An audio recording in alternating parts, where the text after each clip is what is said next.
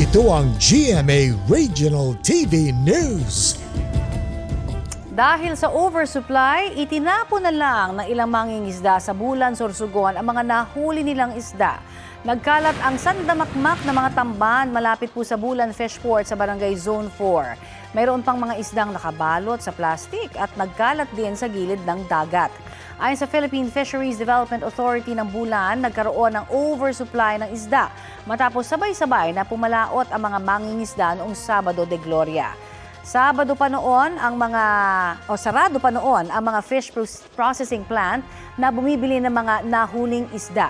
Hindi rin kinaya ng lokal na pamilihan na bilhin ang lahat ng mga nahuling isda.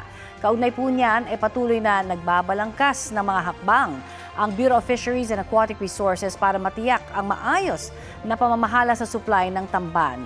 Naialis na po sa dalampasigan ang mga isda matapos humingi ng tulong sa Bureau of Fire Protection ang lokal na pamahalaan.